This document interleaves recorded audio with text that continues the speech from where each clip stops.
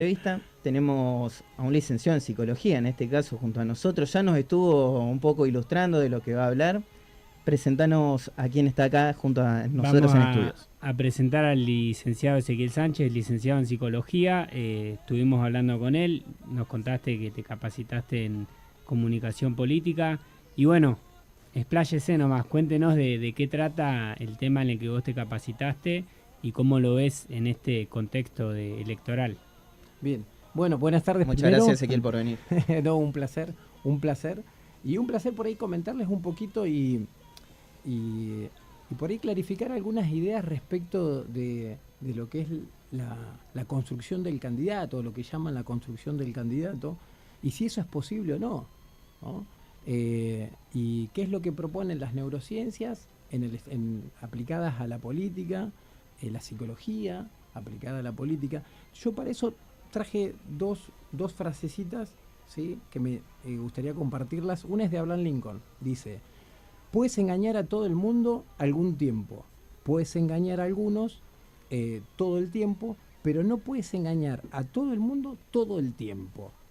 Ahora, por otro lado, Mark Twain dice: la verdad no tiene defensa contra el idiota decidido a creer la mentira. Es decir, cuando hablamos de, por ejemplo, Milei, si Milei tiene ese perfil o no, básicamente yo lo sigo hace muchos años, cuando él arrancó, y la verdad, él desde el marketing hizo todo lo que había que hacer bien, lo hizo bien. ¿Qué hizo bien? Identificar cuáles son sus fortalezas, cuáles son sus virtudes y cómo explotarlas de la mejor manera, desde lo discursivo, desde las palabras, desde la selección de palabras que iba a utilizar, desde el timing, la gráfica, todo eso hizo bien. Entonces, ¿se fabrica un candidato? No, la verdad los candidatos no se fabrican. Lo que hace el estudio de las ciencias aplicada al conocimiento, cómo las personas conocemos e interpretamos la realidad y damos sentido, lo que busca es eso, es identificar cuáles son las fortalezas y potenciarlas al máximo. Pero no se puede mentir, porque se va a notar a la larga o a la corta, se va a notar. Y no hay nada más negativo para un político que es que no se lo vea coherente. Esa inconsistencia es costosísima en las urnas. Y contanos, Ezequiel, por ahí, bueno, en esos momentos yo me acuerdo, no sé, Milei, se me viene a la cabeza las notas de las primeras notas, Fantino, con Intratables, creo que era, ¿no? El de todos ahí Con en Viale, Círculos. con Viale también. Claro, hacía que, muchas que notas. bueno, que obviamente por su forma de hablar, ya por su forma de verlo nomás, ya es disruptivo a lo que es un político en general, ¿no? Por ahí. Es verdad eso que la gente se siente identificada con el candidato en este caso. Es un poco de eso, se mezcla un poco de la sensación de, no sé, él habla mucho de economía. Y justamente es una pata que hoy, bueno, está lamentablemente destrozada. No sé si es justamente por identificarse con los problemas y por lo que habla, cómo habla. A ver, yo creo que él se mostró como un técnico. Él es un técnico. Entonces, en ese rol de técnico encuentra una coherencia que, como decís vos, nos invita a identificarnos. Hay algunos que más, otros menos. Pero el proceso, ¿qué es? Es de identificación. No es que nos convence. No existe. Ningún político convence a otra persona. De hecho, yo a veces lo hablo con los pacientes. A ver, si fuera posible convencer, los gobiernos hubieran sacado a todos los psicólogos a las calles y trabajar sobre la gente para que vivamos en un mundo mucho más justo, mucho menos violento, ¿sí? Pero eso no es posible. Las personas no podemos convencer a nadie. Lo que hace el marketing político, lo que apunta es identifica cuál es el producto, ¿sí? Es decir, cuál es la necesidad de la gente, identificarla mediante estudios científicos. No es lo mismo un estudio, un político tiene que tener un equipo muy amplio, tiene que tener encuestadores, porque es importante entender cuál es el humor social, pero ese humor social hay que interpretarlo de una manera. La psicología te brinda muchísimos recursos para para entenderlo, y después aplicar una estrategia de campaña que sea coherente con esa necesidad, ¿sí? Y que el mensaje sea lo más puro, lo más claro y lo más simple posible. Entonces, no es que las campañas convencen a las personas. Las personas logran identificarse, las campañas lo que hacen es sensibilizan algo sobre lo cual nosotros nos podemos identificar. Y los hechos en sí, ¿no? No sé, me remonto cuando fue lo de la nenita en Buenos Aires antes de la elección, que bueno, la mataron y después, no sé, ahora con uno de los temas que puede ser lo de Insaurralde, esos hechos así impactantes por los medios, también por el tratamiento que se les da, ¿cómo le llega, ¿no? a un votante en este caso, si se puede analizar el impacto de una noticia así? Yo creo que yo creo que la sociedad argentina es mucho más sensible a las situaciones de violencia que a la corrupción.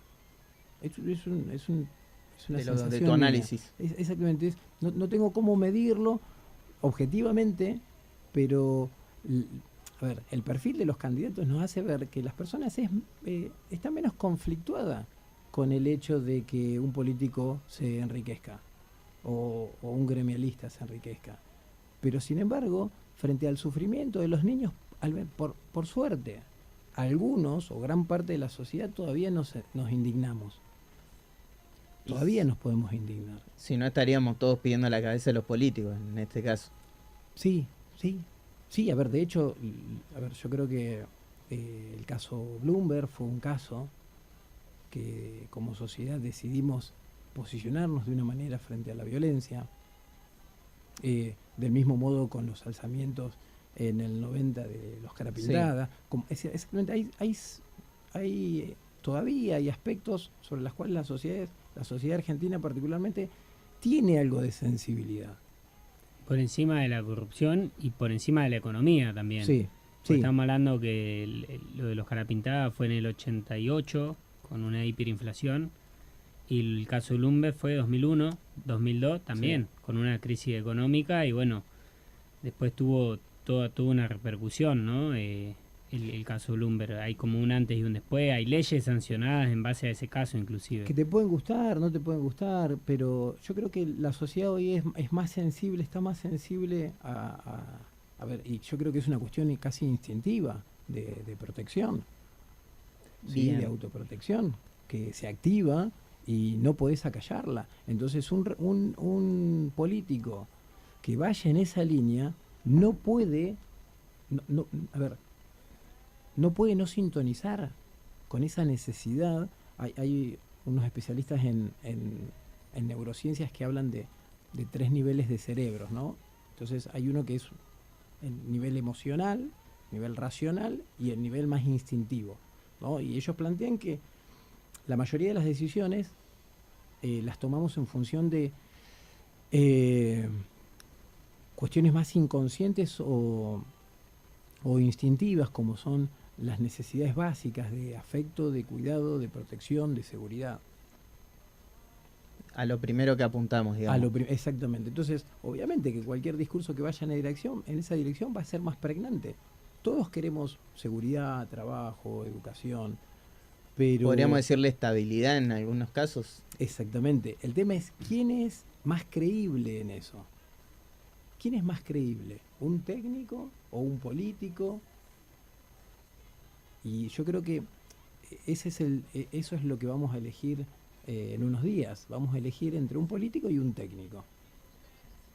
Y esto, ¿no? De cómo se dio el cambio, que esto se habla seguramente mucho en el nicho de la política, más, digamos, más en las, no sé, unidades básicas o en las casas radicales. Pero cómo se eligen, ¿no? Los candidatos ahora, por ahí hay candidatos que nunca pisaron, no sé, una unidad básica y son candidatos fuertes, en este caso que no son de la militancia y podríamos decirle pueden ser más del marketing. ¿Por qué se da esa lógica ahora? No sé, por las redes sociales, ¿por qué es? Lo que pasa es que, a ver, yo creo que hoy la legitimidad social se construye diferente y las redes te dan la posibilidad de elegir a quién seguir, de identificarte más con alguien y las personas que están dentro de las unidades básicas se eligen entre ellos. Básicamente se eligen entre ellos. Me imagino que debe haber algún criterio, además del paso del tiempo, en esos lugares. Quizás haya algún criterio, pero están como a desuso ya. Es decir, llegás a mucha más gente, ¿sí? Por intermedio de las redes sociales, y te puede elegir mucha más gente por intermedio de las redes. Entonces eso te da legitimidad en algún punto. Ahí en esto quiero hacer la acotación, ¿no? De lo que vos decís serían los outsiders de la política, se los denomina así. Digo, hay dos tipos de outsider, por lo menos es lo que a mí concierne, que me da la experiencia. Vos tenés el outsider, que es el pariente de, la pareja de, el hijo de, el sobrino de, y después tenés el outsider, que viene a ser una persona que tiene mucha influencia en la sociedad, o que tiene muchos seguidores, o que tiene un una periodista, buena, claro, un empresario. En el caso puede ser Martiniano Molina, puede ser Facundo Manes, que lo estábamos mencionando, Carolina Lozada. Bueno, eso lo inventó, o sea, en la Argentina data del 90, ¿no? Lo inventó Menem, con Reutemann, con Palito Ortega. Tiene toda una estrategia, digo, el hombre este de Corrientes, el remador, el que ganó la medalla olímpica, él también fue intendente. Camargo Espíndola, ¿no? Es Carlos Espíndola. Él también fue intendente en su ciudad, había sido medalla de oro, se fue con el kirchnerismo. Bueno, así hay infinidades acá en Argentina, pero si bien el fenómeno se está viendo fuerte ahora en los últimos años, ya tiene larga data acá. Hay muchas personas que han sido famosas y se han volcado a la política. Se vio mucho en la década del 90 más que nada. Y creo que lo más emblemático es Reutemann, que fue varias veces gobernador de Santa Fe, y Palito Ortega, que fue gobernador de Tucumán. Y hablando de temas de larga data, se me venía a la cabeza, ¿por qué ingresan los candidatos en temas, no sé, veo el número de la dictadura, por ejemplo, que se habló mucho en estos días? ¿Por qué se ingresan, no, en esos temas? ¿O es algo que tiene que ver, no sé, con la historia argentina más que nada? A ver, lo que pasa es que ese es el punto. Cuando vos estás hablando, a ver, cuando vos sos técnico, vos te referís a los números. A ver, vos te sentís cómodo hablando de datos concretos. Es decir, ese es el punto. Milei los llevó a todos a hablar el lenguaje que él mejor sabe hablar. Entonces, por eso todos terminan perdiendo. Porque él es un técnico, él te dice, esto es así, te puede gustar o no, pero esto es así, él lo ve así, te muestra cómo lo ve. Entonces, yo creo que básicamente es eso, ellos perfilan la comunicación hacia donde quieren. Y respecto a esto que vos decís de los outsiders, yo creo que si lo puedes mirar al revés. Vos podés decir, bueno, a ver, ¿quiénes son los outsiders? Los mismos de aquellos políticos que hacen política partidaria, que están en una burbuja cuando el mundo político pasa por fuera. Porque, ¿por qué los tenés que ir a buscar? Entonces no son outsiders, sos vos el que estás afuera del circuito social. Yo creo que esto de outsider lo utilizan los políticos partidarios. Los medios, los medios, sí, pero sí, tomado de ellos para, desde un punto de vista etnocéntrico, es decir, somos nosotros que alguien nos invade. No, al revés, me parece que muchos políticos van a empezar a quedar afuera si no se adaptan. Yo no lo quiero decir porque no me siento, pero sería como decir, bueno, somos la casta y los que están afuera de la casta. Sería, ¿no? Para lo traslademos al idioma de Milei. Claro, hecho, y esos términos, por ejemplo, de hecho, casta. Milei hasta hace 2 años... ¿Por qué pegan así? Y lo que pasa es que ese es el punto. Son palabras que, a ver, son eslogan, es el sabor del encuentro, me gusta, a ver, ese es el punto del marketing bien hecho. El marketing bien hecho es el que te permite vender tu producto. En este caso es un político, que no necesariamente está mal, porque es un producto, vive de eso, y lo hace con las mejores palabras. Sabe identificar qué palabras son las más pegajosas, son las palabras que más identifican su manera de pensar. Entonces, es mérito de... Por eso te digo, yo creo que hay políticos que están haciendo muchas cosas bien en términos de marketing y hay otros que se van a terminar extinguiendo. Será Argentina, yo creo que por ahí la calidad cívica o la formación cívica que tenemos es como entre la formación cívica bastante pobre, el romanticismo o emocional respecto de cómo elegimos y el clientelismo, te abre poco el juego o te abrió a lo largo de estos años poco el juego a la ciencia, al conocimiento científico. Milei lo que hizo fue patear la puerta con un Dream Team, ¿sí?, de especialistas en marketing, en comunicación social. Se relacionó con algunos influencers, la verdad, y generaron todo un clima, ¿sí?, de coherencia interna, que te puede gustar o no, pero es coherente, de muchísima fuerza. Y de muchísima fuerza basada en la solidez de la coherencia interna. Sí, lo único que para mí falló, ideológicamente muy alejado, pero digo, viéndolo yo como análisis, Sí. que quizás no encontró la forma de trasladar él su caudal hacia abajo, su caudal de votos. A ¿no? las provincias, A las decís vos. provincias. Pero después, es como decimos, quizás estuvieron todos tan encerrados en una burbuja que nadie lo vio venir. Y están todos tan acostumbrados a esto de echarle culpas a la ajena en vez de hacer la autocrítica hacia adentro, que bueno, lo vimos el otro día en el debate. Digo, la gente si bien puede votar públicamente, existen los trolls y todo lo demás, había un 42% que eligió a Milei como el ganador del debate. Yo vi el debate y de todas formas a mí me pareció paupérrimo. El nivel de todos los candidatos me pareció paupérrimo, esperaba otra cosa. Pero ahí te das cuenta que hay algo del otro lado, ¿no? Digo, los que sean opositores a Milei, que tampoco están viendo por dónde bajarlo. O sea, o por dónde cautivarle los votos, o por dónde achicar ese margen que tiene él. Porque si bien las elecciones, las PASO, hay 2 puntos de diferencia entre Massa y Milei, y al medio quedó Bullrich. Técnicamente es un empate, digo, con que vaya a votar un 6% más de la población, un 5% más, ya te distorsiona todo, te cambia todo. Lo otro que tampoco veo que se analice, que por ejemplo Milei fue el solo. Bullrich fue con Larreta, Claro. tiene que captar ese 10%. Y Massa fue con Grabois, tiene que captar ese 6% también. El 30 o 31 que sacó Milei es de Milei. Y por ejemplo, no veo que esas cosas ni el Frente de Todos ni Cambiemos lo estén analizando, sino que veo que siguen bajo la misma línea discursiva. Y Milei rompió los manuales típicos de la política, ¿no? Que decir, yo gané, me voy a mi casa, me sirvo un vasito de whisky y me quedo sentado en el sillón. El tipo ganó y a los 2 días le dio una nota a Fantino y siguió hablando. Al otro día, me parece. Al otro día. Sí, al otro Y día. siguió hablando en el mismo lenguaje, de las mismas formas, se siguió expresando de la misma forma.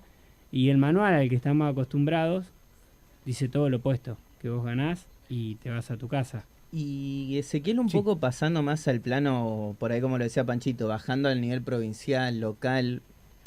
En tu caso, ¿cómo se analiza por ahí el marketing político en Tierra del Fuego? No sé si se analiza de la misma manera que a nivel país, si acá, no sé, por ahí se le da menos importancia a la política en general o más. Que... Mirá, a ver, ¿cuándo fue que estuvimos hablando? ¿El miércoles? El lunes. O el lunes estuvimos hablando.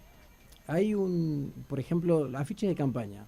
Había un candidato, ¿sí?, que en el fondo de su afiche había árboles, ¿no? Entonces, claramente sacar esa foto, yo entiendo que habrán querido, o interpreto respetuosamente, que habrán querido transmitir el romanticismo de la vegetación de acá de Tierra del Fuego. El tema es que para el cerebro, cuando vos ves ese afiche, vos vas directamente a ver el bosque, o las flores, o los árboles. el cerebro no registra la cara de esa persona. Entonces yo digo, este hombre, ¿cómo? Pues sí, ¿cómo puede ser? Digo, tampoco es que yo sea un genio. Yo, en el año de pandemia... Es decir, que el fondo tapa la imagen del protagonista, digamos. Tal cual. A ver, se sabe que esas fotos de campaña de tipo carné no son atractivas. Son imágenes muertas, sin sentido, sin conexión orgánica con el cerebro. A ver, el 95%, todos los estudios dicen lo mismo, desde el 85 al 95% de las cosas que hacemos, que pensamos, que decimos, operan a nivel inconsciente. Le tenemos que hablar al inconsciente. Entonces, si vos pones una foto de ese estilo, a ver, el mensaje va a las ramas, no se lo ve a él. Entonces, acá, la verdad yo no sé cómo, no sé si se asesoran. Yo había un tiempo que escuchaba por ahí a la gente de la MUNI, ¿no? Todos hablaban igual. Todos los candidatos, todos los secretarios de Martín Pérez decían, no, porque Martín Pérez me dijo, porque Martín Pérez. Con todo respeto, eso lo que hace es generar una doble descalificación. Si primero te descalifica a vos, en tu lugar, porque si todo lo que haces es porque te lo dijo Martín Pérez, y es difícil que después te posiciones como candidato y después te vaya bien si sos candidato a algo. Es como que se está forzando meter el nombre sería del líder por ahí de la gestión política. Yo lo veía mucho también en, no sé, te tiro un ejemplo, capaz que lo has visto también en las gacetillas de prensa, por ejemplo, de la Municipalidad de Ushuaia, que es, antes de decir la actividad del evento, todo por el intendente, Walter Bottom. También, es que ese es el punto. Básicamente bajaron la línea equivocada. Vos vas a decir, bueno, Ezequiel, sos un 4 de copa, pero, a ver, es una línea equivocada que manejaba... Capaz que somos dos locos mirando esa cosa. Claro, que manejaba Cristina Kirchner. Cristina Kirchner, es decir, todos sus secretarios, todos los ministros decían, no, porque Cristina me dijo, porque Cristina me encomendó. A ver, si lo hizo todo ella, y está claro, y después terminó pasando eso. Ella se corrió. Claro, se concentró tanto la imagen que... Exactamente. Que los liderazgos son personalistas, que también lo hablamos el otro día. Hay liderazgos personalistas. ¿Y es difícil delegar en la política? Para los que son jefes en este caso. Y yo creo ¿Pasan que por ahí o también un poco, no? Delegar las actividades o la gestión y también no es difícil. En este caso, como lo decía en una nota, digamos, si una secretaría desarrolla una actividad, ¿por qué no dejarse ese rédito, no? Habla un poco de eso. Tal cual. Tal cual. A ver, lo que pasa es que esto tiene que ver un poco con el perfil de la gente que te rodeas. A ver, si vos te rodeas con gente que tiene un perfil sumiso o que cree que está ahí gracias a vos y no por mérito propio, y no le vas a decir, no, escúchame, a ver, te estás equivocando, así no es. Ese es el punto. Y pasa en cualquier ámbito, ¿eh? Yo en el trabajo que tengo, a veces cuando vos trabajamos mucho con el juzgado, entonces vos le decís, no, pero a ver, acá los que sabemos somos, yo soy el técnico, yo llevo 10 años estudiando violencia y perfilación criminal. Yo le tengo que explicar al juez, el juez no tiene que saber. No, pero el juez dice, pero es que... El juez después toma la decisión. Después toma la decisión, pero es al revés, ese es el punto. Si el político se rodea de gente que sea líderes, esto no le pasa. Entonces vos asegurás que tu partido, si eso es como vos decís que deseas que el partido se sostenga en el tiempo, vos vas formando candidatos, vos vas formando cuadros. Los famosos cuadros. Los famosos cuadros. Eso se forma ¿con quién? Con gente que sea líder. Lo que pasa es que vos hay que saber liderar a gente que tiene este espíritu pujante, líderes. No cualquiera se anima. Sin pisarle la cabeza, para decirlo mal y pronto. Exactamente. Sin tenerle miedo. Y pasa que, bueno, ahí es donde también entra a jugar la política y el pensamiento de la persona, ¿no?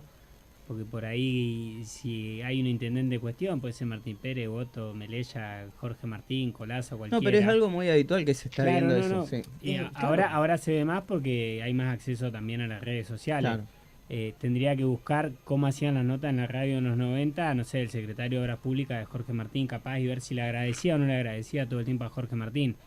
Pero digo, también existe esto de decir, bueno, hay una secretaría o un ministerio que es muy visible y donde el técnico o no técnico, porque también a veces ponen a cualquiera en un ministerio o en una secretaría, si no le agradece todo el tiempo, capaz que el que esté a cargo del ejecutivo va a decir, che, este me quiere serruchar el piso, o este quiere mi lugar, o este también, está creciendo mucho, lo piso un poquito. o después cuando tengamos que, cual.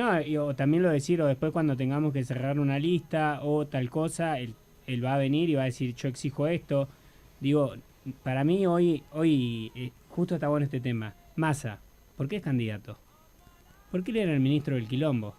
Porque se hizo cargo, digamos. Porque él se hizo cargo del quilombo. Entonces yo me imagino que el kirchnerismo, cuando cerró la lista, dijo, bueno, lo ponemos a Guado de Pedro, lo ponemos a Scioli, y debe haber entrado Massa a donde estaban cerrando, dijo, muchacho, el ministro de Economía soy yo, el candidato a presidente soy yo. Igual. Supuestamente fue así.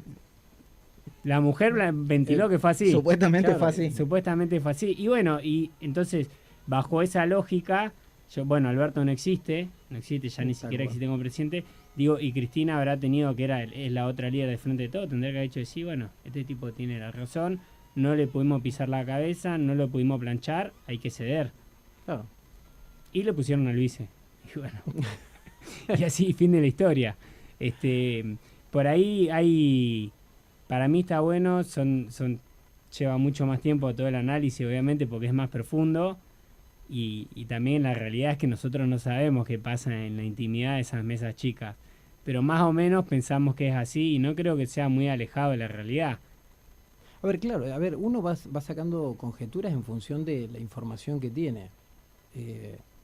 Pero sí, uno puede hacer pequeñas inferencias con un grado de certeza mayor o menor en función de qué, de los perfiles. Si vos podés identificar el perfil, vos más o menos sabés cómo se va a manejar. Es decir, era difícil de pensar que alguien que hubiera perfilado bien a Cristina Fernández de Kirchner podría pensar que Alberto Fernández iba a poder ser un presidente que asuma un rol de liderazgo fuerte.